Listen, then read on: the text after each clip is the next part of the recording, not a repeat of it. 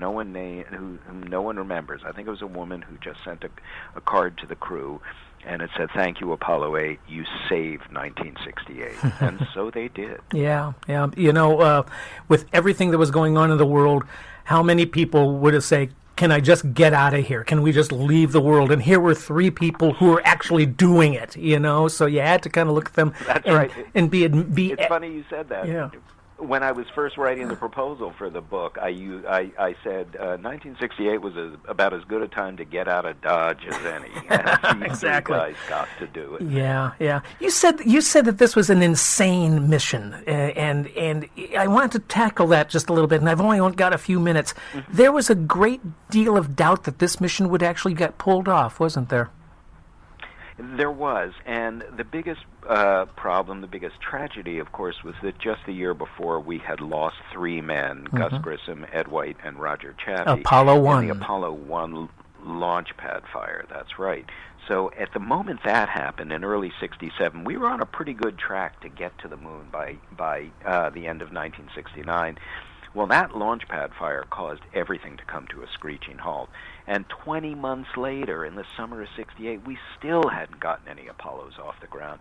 So here we were with an Apollo capsule that had, as I put it, that had 3 murders on its rap sheet, with a Saturn V moon rocket that had flown twice unmanned, and the second time it had almost shaken itself apart, with a lunar module that wasn't nearly ready for flight. And somehow the decision was made that NASA had the technological and human wherewithal to push all that aside, that with just 16 weeks preparation, they could rip up their schedule and get 3 astronauts into orbit around the moon. There was a real risk that they were taking a crazy chance. There was a chance this crew was going to die, but NASA was smart enough and also aware enough of its talents and of its limitations to say with confidence, no, this looks crazy, and it feels a little crazy, but we can make this work if we're smart and if we work hard and we catch just a little tiny bit of luck. And all of those things happen. How did Borman, Lovell, and Anders feel about this when they were going up there? They were on the whole delighted. Frank Borman was the least delighted, I think, not because he didn't want to go, not because he was afraid of going, that wasn't in his nature, but Frank was and remains a very practical man. So to him, the Cold War was his war. He had trained to fight in Korea, but he had had an ear problem, and he had been grounded for about a year and missed his chance to fly fighter jets in Korea. So to him, this then became the war he was meant to fight. If he had been assigned just to Earth orbital missions, he would have taken them and said, "Yes, sir, that's my job." Assigned to a moon mission, he said, "Yes, sir, I'll take it, that's my job." He was, he's no fool. Mm-hmm. He certainly realized this was historic, but to him it was another mission.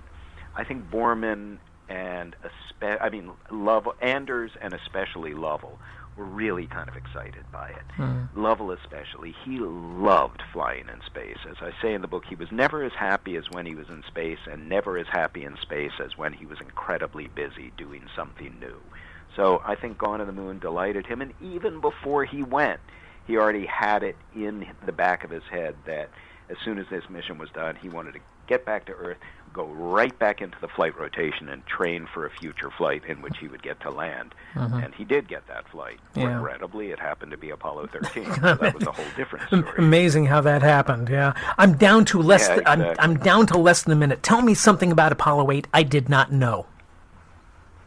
Oh, boy. Well, I think one thing about Apollo 8 that you did not know, perhaps, was the fear that the crew had become contaminated by radiation. Frank Borman became very space sick on the way out to the moon, and there was a belief that it was either a virus or he had suffered radiation poisoning flying through the Van Allen belts, in which case all 3 astronauts would have suffered radiation poisoning, in which case even if they got home safely, they probably would not have survived. Yeah. The Van Allen belts have enough radiation to give you about the equivalent of a dental x-ray. The problem is when you're flying through them, they're about 30,000 miles deep, so it's like a 7 or 8 hour dental x-ray, so that's not terribly good for you. Mr. Kluger, I'm out of time. They're going to give me the hook here, but let's get a website real quick. Where can people find out more? Okay, it's jeffreykluger.com. It has links to Amazon, to Barnes & Noble, to the Apple Store. You can also go to all of those places online or bookstores. I'd love to continue this conversation. I hope I can someday. Mr. Kluger, I thank you for the time, and best to you. Thank you so much. I appreciate it. Bye now. Bye. Jeffrey Kluger there, the author of Apollo 8, the thrilling story of the first mission to the moon. It is published by Henry Holt, and you will check it out.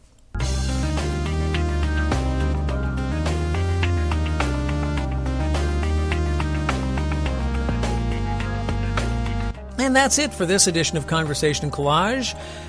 We hope you enjoyed it, and as we shake down, we'll get better at this as this podcast develops. We'd love to hear from you, so comment on the page. We'd love to hear what you think about it, and tune in next time. I'm Ken Joannesen. That's this edition of Conversation Collage. Thank you for listening. Be good to yourself.